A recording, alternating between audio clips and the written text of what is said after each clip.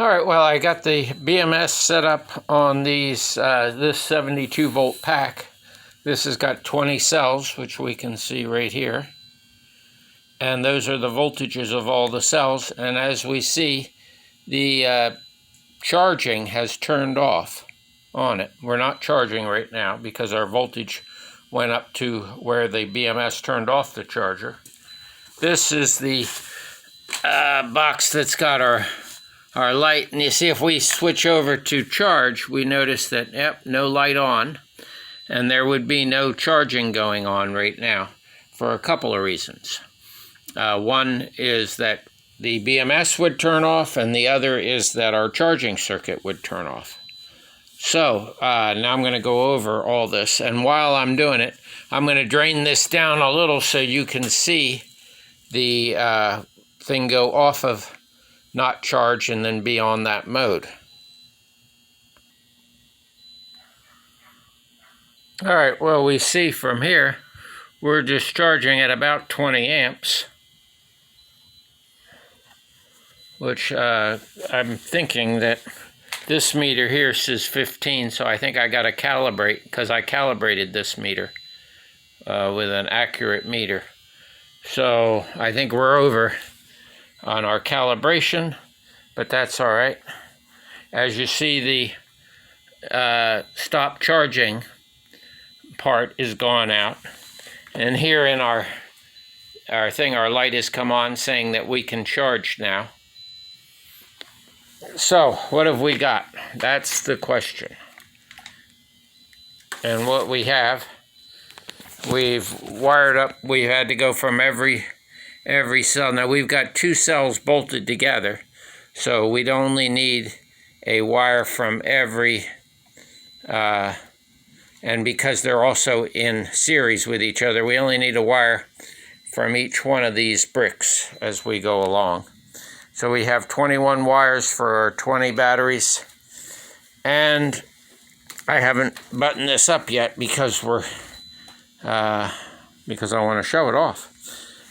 This is the BMS board, and as you see, all the wires from each individual plug into there, and we also have our our battery minus, or that's our charge minus, and there's our battery minus. Now this, we also have a set of relays here, and one is for charging and one is for driving. These are not big enough to take the full current of the battery pack, what, 300 or 400 amps, but they are big enough to run some kind of control system, which either you have a big contactor or we have a thing on our charger, on our AC side. However you want to do that, there's your options for hooking that up. Our meter over here will tell us voltage, amp hours, the time since it was last reset, and amps. And we're taking electricity out of this pack and putting it into this one. So we charged it up, we saw the charger turn off, and now we're going the other way. So here is the schematic that I used, or the setup that I used to do this. This is the charge port, and this is the battery minus port, and that of course goes to the battery minus, and up here goes to the charger, which can be directly fed into that as long as you don't go over the rated amperage of the board. And I have two coils, or two relays. Those are the two relays there, charge and drive. And depending on which way we flick this switch, we will be energizing one or the other. Here's our light bulbs to tell us which one is on. And this is our double pole, double throw switch, which basically, here's our power supply. So we're using 12 volts to run these relays. And depending on which way we flick this, we'll reverse the polarity of our power supply on this. And this is either looking for, a charge or a discharge, which the polarity is backwards then. So that's our setup. Now, of course, you can replace this with a double pole, double throw relay and use your key switch to turn it off and on. The nice thing with the double pole, double throw switch is that we have a middle position that we can put it into, and then we will be off, basically.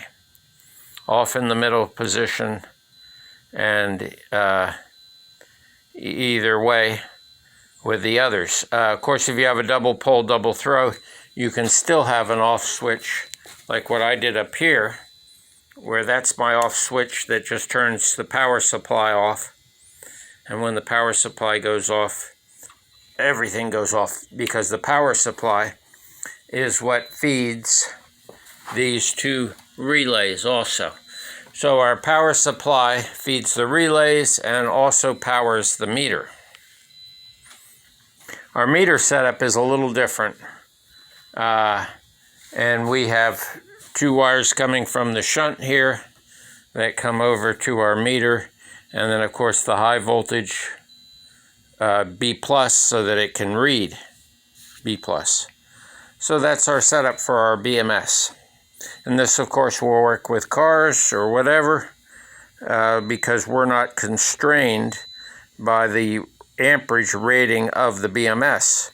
We will use a relay to switch on the high current device of whatever it is. If it's a contactor for a controller, if it's a AC relay for a super big charger, whatever it is, we got it covered here.